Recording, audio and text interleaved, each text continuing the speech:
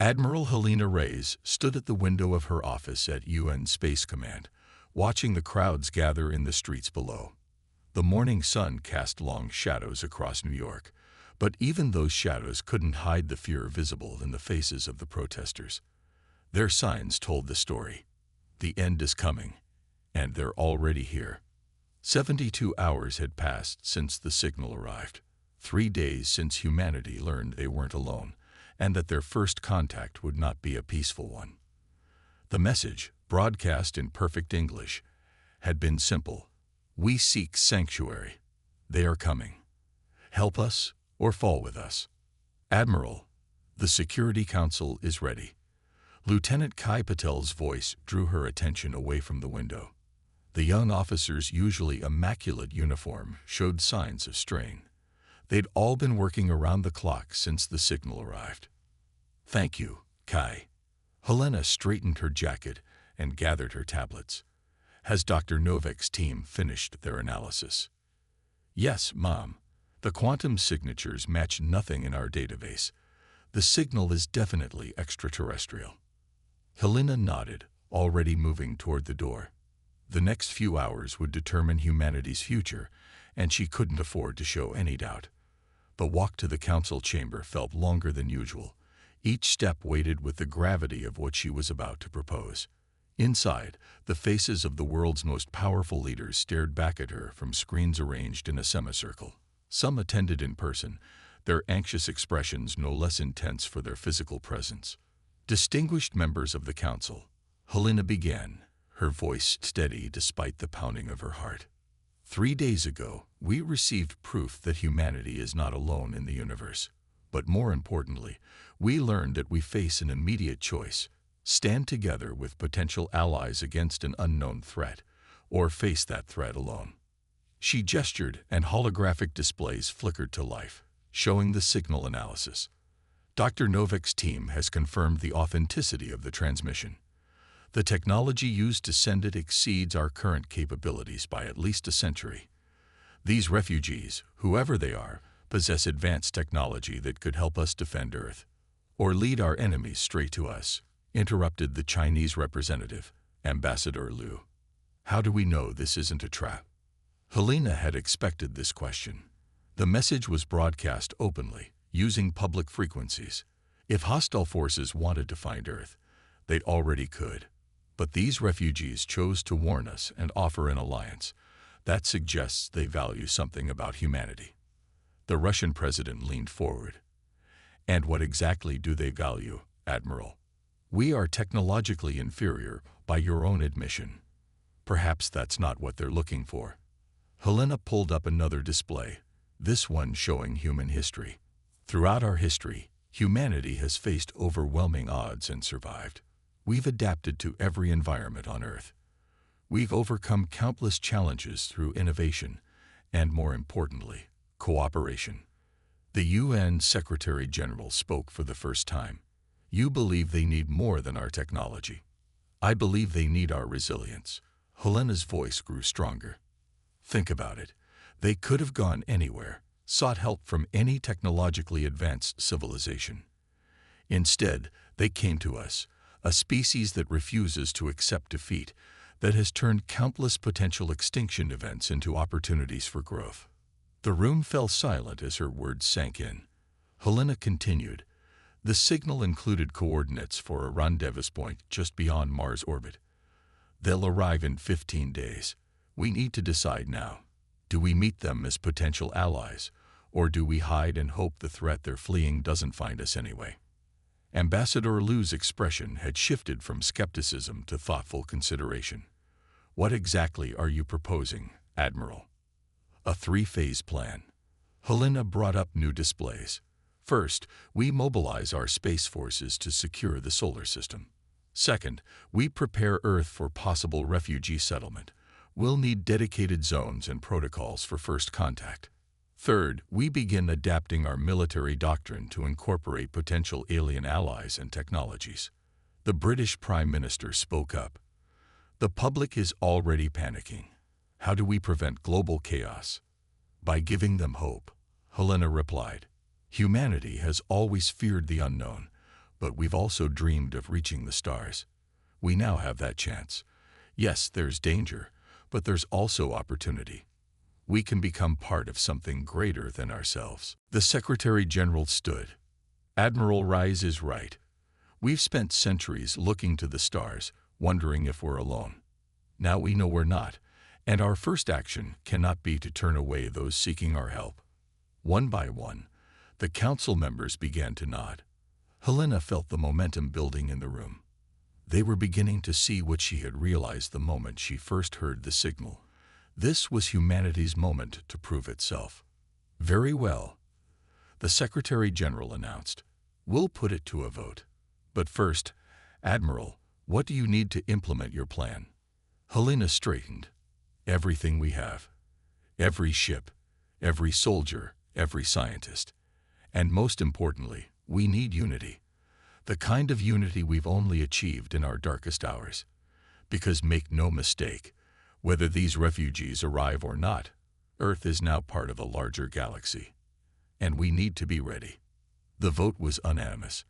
As Helena left the chamber hours later, she paused to look out another window. The protesters were still there, but now they were joined by others. People holding signs with different messages. "We are ready, and welcome to Earth." Humanity had made its choice. In 15 days, they would either make history or become history. Helena smiled grimly as she headed back to her office. There was work to be done, and not much time to do it. The next 2 weeks would determine whether humanity's first step into the galactic community would be its last. The future was uncertain, but one thing was clear. Earth would face it standing tall, ready to help those in need, and prepared to fight if necessary. It was, after all, the human way. Commander James Okonjo watched through the viewport as the massive alien vessel emerged from the darkness of space, its crystalline surface refracting the light of distant stars.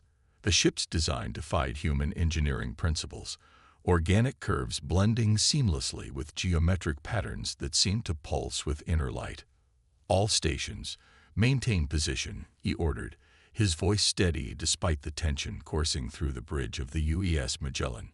They'd trained for this moment for 2 weeks, but simulation couldn't capture the sheer awe of seeing an alien vessel up close. "Sir, we're receiving transmission on the agreed frequency," Lieutenant Rivera announced from her communication station. "Translators are active." James took a deep breath. "Put it through." A melodic voice filled the bridge, speaking in carefully measured English. "Greetings, vessels of Earth. We are the Zeren Collective. Thank you for answering our call. This is Commander James Okonjo of the United Earth Ship Magellan. We stand ready to assist." He paused, then added, "Welcome to the solar system." The main view screen activated, revealing their first view of the Zerens. The alien delegate appeared humanoid in basic shape, but that's where the similarities ended. Their skin had a translucent quality, with patterns of bioluminescence shifting beneath the surface. Multiple sets of eyes arranged in a symmetrical pattern reflected an intelligence that felt both familiar and utterly alien. "I am First Speaker Lyra," the Zeran announced. "We bring 4,000 refugees and a warning that may save both our species." Before James could respond, alarms blared across the bridge. Multiple quantum signatures detected. Lieutenant Park shouted from Tactical. "They're not matching Zeran profiles." First Speaker Lyra's patterns flashed with what James somehow knew was fear. "They'd found us sooner than expected. The Nexus Dominion. They tracked our path." James's tactical training kicked in. "All ships, defensive formation Delta. First Speaker, can your vessel engage in combat? Our ships are primarily designed for scientific exploration and transport. We have defensive capabilities, but..." "Understood." James pulled up the tactical display. The human fleet was significantly smaller than the approaching Dominion force, but they had planned for this possibility. "First Speaker, transmit your defensive protocols to our ships. We'll coordinate protection while you make for Earth." "Commander," Lyra's patterns shifted to a deep purple. "You don't understand. The Dominion doesn't just defeat their enemies. they harvest them. Every species they've encountered has either been absorbed or eliminated. We cannot ask you to sacrifice. You're not asking, James interrupted. We're choosing. Lieutenant Rivera, send word to Admiral Reyes. Operation Sanctuary is now active. He turned back to the screen. First speaker, my species has a saying. The only thing necessary for the triumph of evil is for good people to do nothing. We've spent our entire history fighting against impossible odds. We're not about to stop now. The bridge crew worked with practiced efficiency as the Dominion ships approached. James studied their formation. Aggressive, confident, clearly used to overwhelming their opponents through superior numbers and technology. But they'd never faced humans before. Sir, Park called out, I'm detecting energy buildups in the Dominion fleet. Their weapons are unlike anything in our database. Good thing we didn't rely on just our database then, James replied. Execute Protocol Prometheus. Across the human fleet, specially designed quantum field generators activated, creating a web of intersecting energy patterns. Dr. Novik's team had worked day and night to adapt theoretical physics into practical defense systems based on the limited data from the Zeren signal. The first Dominion attack struck the quantum web and fractured. Its energy dispersed harmlessly into space. James allowed himself a small smile. Return fire, all batteries. Focus on their lead vessels.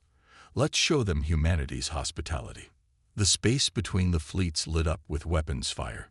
Human ships moved in coordinated patterns that confused the Dominion's targeting systems, while their hastily developed quantum shields held against the alien weapons. It wasn't a perfect defense. Several human ships took heavy damage, but they were succeeding in their primary mission, keeping the Dominion away from the Zeren refugee ship. First speaker, James called out, how long until you can make the jump to Earth? Our drive needs 3 more minutes to stabilize.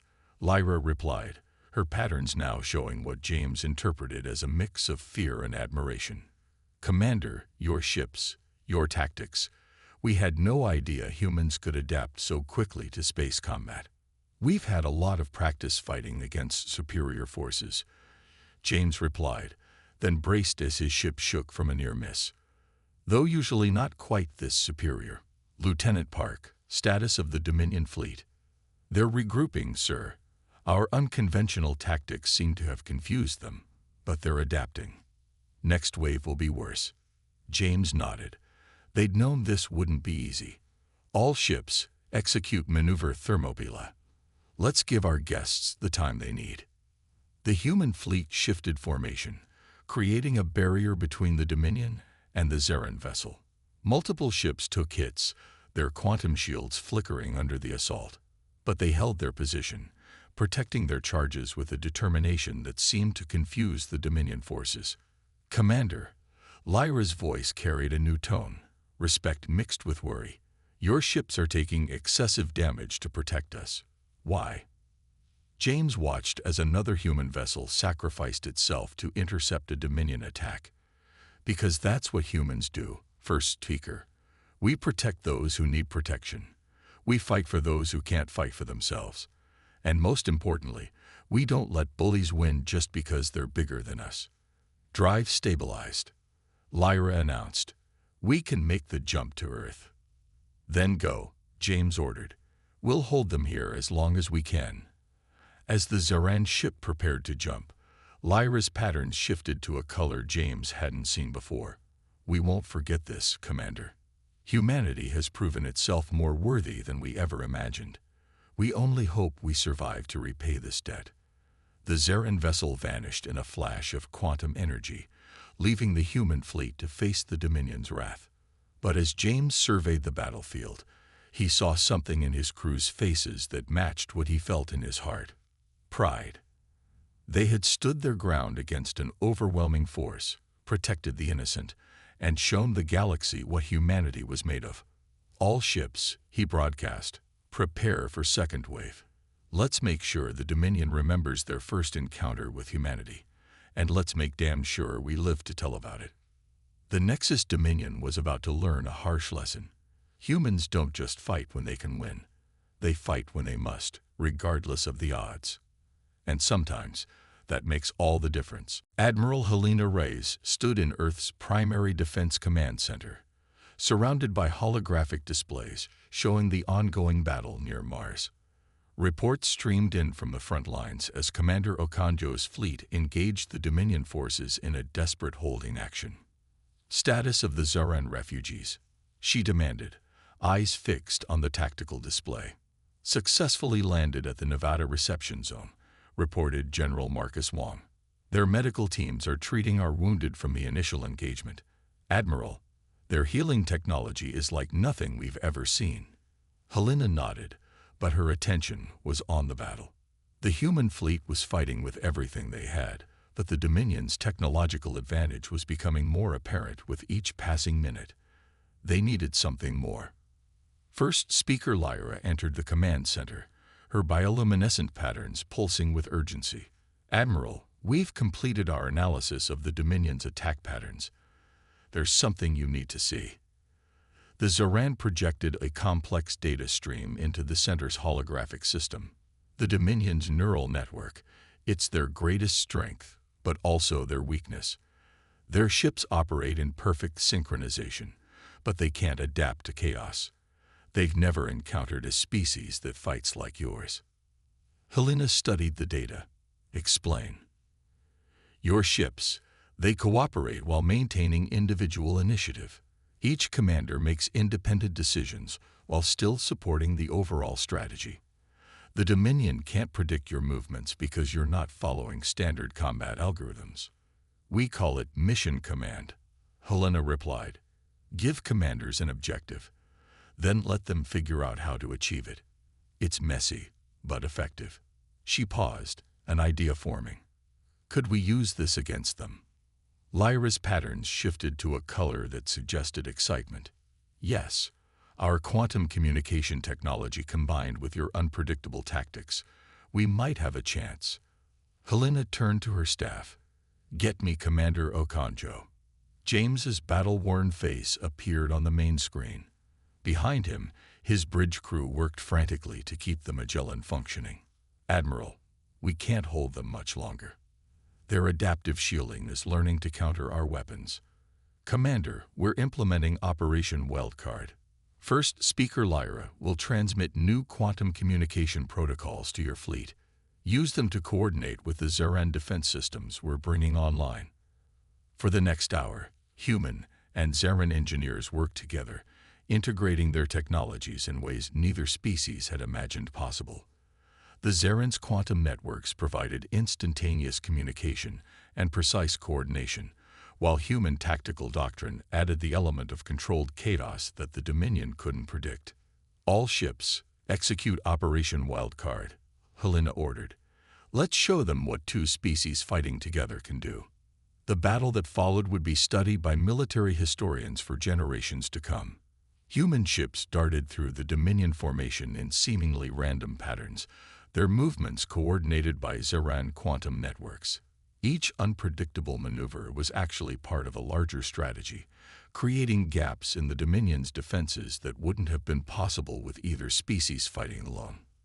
Their neural network is trying to adapt, Lyra reported, her patterns flickering with intensity. But they can't handle the quantum variations we're introducing.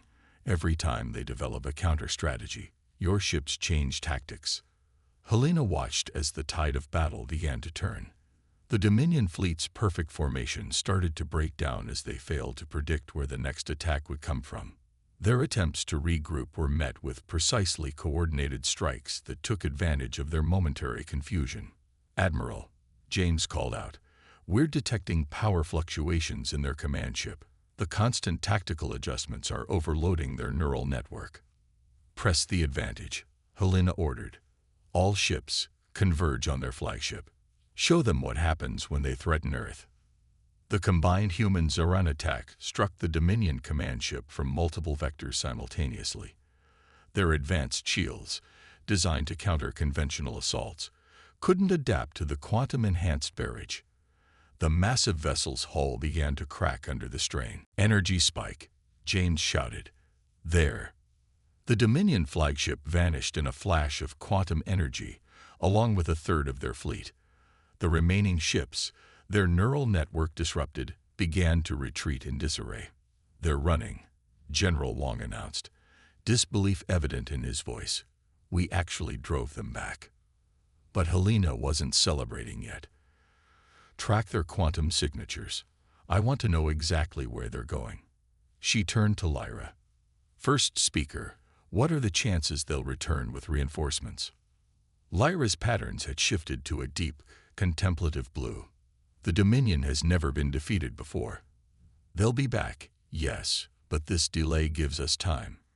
Time to combine our technologies, to prepare our defenses, time to show other species that resistance is possible." Helena studied the tactical display, watching the last Dominion ships disappear into quantum space. "Then we better make good use of that time. Because next time, we're not just going to drive them back. We're going to end their threat permanently." The command center erupted in activity as humans and Zerans began working on plans for Earth's defense. But amidst the chaos, Helena noticed something remarkable. Neither species was working alone anymore.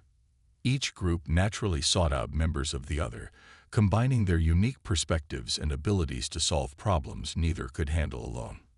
"Beautiful, isn't it?" Lyra asked, noticing Helena's observation. "In all our travels, we never imagined finding allies quite like humans. Your species doesn't just adapt to challenges, you transform them into opportunities." Helena smiled grimly. "We've had a lot of practice at that. But I have to ask, why did you really choose Earth? There must be other species with better technology, more advanced weapons." Lyra's patterns shifted to a color Helena hadn't seen before. "Perhaps. But we didn't need better weapons or more advanced technology. We needed something far rarer in the galaxy, a species that would fight not just for their own survival, but for others. A species that looks at impossible odds and sees a challenge to overcome rather than a reason to surrender." The Admiral turned back to the tactical display, watching as human and Zeran ships began joint patrol patterns around Earth. "Well, you certainly found that. The question is, will it be enough?" "That," Lyra replied, her patterns brightening, "is what we're about to find out." The war room beneath the Rocky Mountains hummed with activity as holographic displays showed the largest fleet ever assembled in Earth's history. 3 months had passed since the first battle, and humanity had not wasted that time. Commander James Okonjo studied the tactical projections, now enhanced by Zeran quantum computing technology. "The Dominion fleet will arrive in 36 hours, he reported to the assembled human and Zeran leadership. "Their numbers are exactly what we predicted. They're nothing if not consistent." Admiral Rice nodded, her expression stern. "Then we proceed with Operation Prometheus Unbound. First speaker Lyra, are your people ready?" The Zeran leader's patterns glowed with determination. "Our quantum cores have been successfully integrated with your ships, though I must admit, your modifications to our technology are unprecedented." "That's one word for it," General Wong chuckled. "Nobody's ever tried to weaponize quantum communication networks before." "Because it should be impossible," Lyra replied, her patterns shifting to show what humans had learned was amusement. "Yet your engineers found a way, just as they found ways to improve our defensive systems, enhance our sensor arrays, and combine our medical technology with your cellular regeneration research." James activated a new tactical display. "The Dominion expects to face the same forces they encountered last time, just with better coordination. They don't know that every human ship now carries a quantum core, or that we've developed countermeasures for their neural network.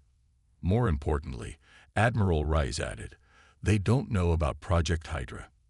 The display shifted to show a new class of vessel, smaller than traditional warships, but bristling with hybrid human Zeran technology. "These ships combine human ingenuity with Zeran quantum science," James explained. "They can split into multiple autonomous units while maintaining quantum entanglement. The Dominion's neural network won't be able to track them as separate targets. And while their attention is divided," General Wong continued, Our main fleet will execute the Thermopylae Gambit, not as a defensive measure this time, but as an offensive weapon. First Speaker Lyra's patterns pulsed with concern. The energy requirements for such an operation are enormous. If the timing isn't perfect, that's why we're not relying on machines to coordinate it, Admiral Rice interrupted. Commander Okonjo will lead the attack personally, coordinating with human and Zeren crews working in perfect synchronization. The Dominion expects machines. We'll show them what living beings fighting together can accomplish. The next day, as the combined fleet took up its positions in the outer solar system, James stood on the bridge of the upgraded Magellan. The ship thrummed with power from its new quantum core, while displays showed the positions of hundreds of vessels crewed by both humans and Zerens. All ships report ready, Lieutenant Rivera announced. Quantum network is stable. Project Hydra units standing by. Sir, Lieutenant Park called from tactical. Long-range sensors detect Dominion fleet emerging from quantum space. Their numbers. They brought everything they have. James smiled grimly. Good. That means we only have to beat them once. He opened a channel to the entire fleet. All ships. This is Commander Okonjo. We've trained for this moment. The Dominion thinks they know what we're capable of. Let's show them how wrong they are. The battle began exactly as their simulations had predicted. The Dominion fleet emerged in perfect formation, their neural network coordinating thousands of ships with machine precision. Their first volley of quantum torpedoes streaked toward the human Zeren lines. Execute Operation Hydra, James ordered. Let's give them something their algorithms can't handle. Across the battlefield, hundreds of smaller ships suddenly split apart, each segment becoming a fully functional vessel while maintaining quantum entanglement with its partners. The Dominion's targeting systems, designed to track discrete vessels, began to fail as they tried to process targets that were simultaneously one and many. Their neural network is attempting to compensate, Lyra reported from her position in the command center. Energy spikes indicating system stress. Now, Admiral Rice ordered, execute Thermopylae Gambit. The main fleet surged forward, but not in the defensive screen they'd used before. Instead, they moved in an intricate pattern that took advantage of the Dominion's confusion. Each ship's quantum core pulsed in precise synchronization, creating a cascade effect that rippled through space. The Dominion fleet's perfect formation began to waver as their neural network struggled to process the quantum interference. Ships collided as targeting systems failed and communication networks collapsed. The machine precision that had made them unstoppable became their greatest weakness. Multiple Dominion vessels showing critical power fluctuations, Park reported. Their neural network is attempting to reboot. They're trying to restore their original programming, Lyra added, her patterns flaring with excitement. But they can't handle the quantum variance we're generating. Every restart attempt compounds the system errors. James watched as the mighty Dominion fleet began to break apart. Ships either shut down or fired randomly, their coordinated strategy completely disrupted. The combined human-Zeren fleet pressed their advantage, targeting key vessels and strategic positions. Sir, Rivera called out, we're receiving transmissions from multiple Dominion ships. They're asking to surrender. The command center fell silent. The Dominion had never surrendered before. They'd either won or fought to the last ship. This was unprecedented. Admiral Rice stepped forward. Accept their surrender. First Speaker Lyra, can your people help secure their vessels? Yes, Lyra replied, her patterns showing a complex mix of emotions. But Admiral, this victory, it's more significant than you realize. The Dominion's neural network was based on the belief that machine precision would always triumph over organic uncertainty. You've proven that belief false.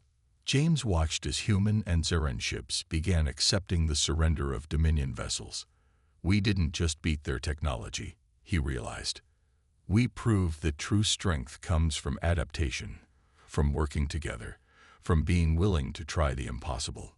Exactly. Lyra's patterns brightened. And that's why we chose Earth. Not because you were the strongest or the most advanced, but because you understand something the Dominion never could. The greatest power in the universe isn't perfect coordination or advanced technology. It's the ability to grow, to change, and to believe in something greater than yourself. As the combined fleet secured their victory, James couldn't help but smile. Humanity had taken its first steps into a larger galaxy, and they'd done it not by becoming more like machines, but by embracing what made them uniquely human. The future was uncertain, but one thing was clear. They would face it together, humans and Zerans, proving that the greatest victories come not from overwhelming power, but from the courage to stand together against impossible odds. 1 month after the Dominion's surrender, Admiral Helena Reyes stood in a newly constructed chamber beneath the United Nations building. The room's circular design incorporated both human and Zeran architectural elements, creating a space that felt both familiar and alien. Representatives from Earth's nations sat alongside Zeran delegates, while holographic displays showed the ongoing process of integrating the two civilizations. The rehabilitation of former Dominion worlds continues ahead of schedule, General Wong reported. The quantum network purge was successful. Their ships and installations are now free from centralized control. First Speaker Lyra's patterns shimmered with what humans had learned to recognize as profound satisfaction. More importantly, we've discovered something extraordinary in the Dominion's archived data, something that explains why Earth was always meant to be our destination. Helena raised an eyebrow. What do you mean, meant to be? Commander James Okonjo, recently promoted for his role in the final battle, stepped forward. Permission to explain, First Speaker. I've been working with the Zeran science team on this. Lyra's patterns shifted to approval, and James activated the chamber's main holographic display. A complex DNA-like structure appeared, but with patterns that defied conventional genetics. This is a quantum genetic scan of human DNA, James explained. And this, he added as a second structure appeared, is a Zeran biosignature. Notice anything unusual? Helena studied the displays. They're different, but there's something familiar about the patterns. Exactly, Lyra said. Both our species show signs of what we call quantum evolutionary potential, the ability to adapt not just physically, but at a quantum level. The Dominion's archives reveal they've spent millennia searching for species with this trait. But why? General Wong asked. Because, James continued, species with quantum evolutionary potential can do something remarkable. We can change the fundamental rules of what's possible. Humans have been doing it throughout history, achieving things that should have been impossible by any rational calculation. The Zerans did it through their quantum technology. Both our species instinctively understand that the universe isn't fixed, it's adaptable. The display shifted to show historical footage from both Earth and Zeran worlds. Moments of incredible achievement, instances where determination and creativity overcame seemingly insurmountable odds. The Dominion sought to impose order through their neural network. Lyra explained, her patterns intensifying. They believed perfection came from eliminating uncertainty, but they were wrong. True evolution, true growth, requires something else. The ability to embrace uncertainty, to adapt, to imagine new possibilities. That's why you chose Earth, Helena realized. You didn't just need allies against the Dominion. You needed a species that could help unlock this potential. Yes, Lyra confirmed. The Dominion's data proves what we suspected.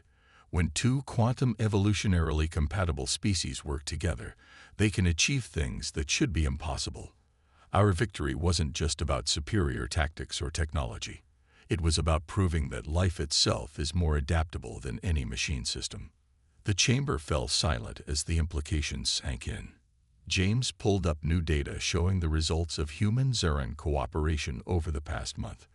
Breakthroughs in medicine, physics, and technology that defied conventional understanding. We're not just sharing technology or resources, he explained. We're learning to see the universe in new ways. The Zerans show us possibilities we never imagined, while we show them how to turn those possibilities into reality. Helena stepped closer to the displays, and the other species freed from Dominion control. Some show similar potential, Lyra answered. We're already seeing signs of quantum evolutionary compatibility in several populations. Earth won't just be a sanctuary for my people. It can become a center for a new kind of galactic civilization. One built not on dominance or perfect order, but on cooperation and endless possibility. Which brings us to today's proposal, Helena said, addressing the assembled representatives. The formation of the Quantum Evolution Initiative, a joint human-Zeran project to help other species unlock their own potential while defending against any future threats to free development. The vote was unanimous. As the chamber erupted in celebration, Helena found herself standing next to Lyra and James. You know, she said, watching humans and Zerans embracing the dawn of a new era. When we first received your signal, we thought we were just choosing whether to help refugees. We had no idea we were choosing the future of our species. Lyra's patterns shifted to a color they'd never seen before, one that seemed to encompass every possibility at once. That's the beauty of quantum evolution, Admiral. Every choice contains infinite potential. Humans instinctively understand this. You never stop asking, what if? You never accept that something is impossible just because it's never been done before. And now, James asked, watching as teams of human and Zeran scientists already began planning their next projects. Now, Lyra replied, we discover what happens when two species who refuse to accept limitations work together. The Dominion thought they could perfect the galaxy through control. We'll show them something far more powerful, a galaxy that evolves through cooperation, imagination, and the courage to believe in impossible things. As the sun set over New York, its light refracting through the quantum-enhanced windows of the new chamber, Helena couldn't help but smile. Humanity had taken its first steps into a larger universe, but they hadn't lost what made them human. Instead, they'd found a way to share it with others, proving that the greatest adventures don't come from conquering the unknown, but from exploring it together. The galaxy would never be the same, and that, after all, was the most human outcome of all.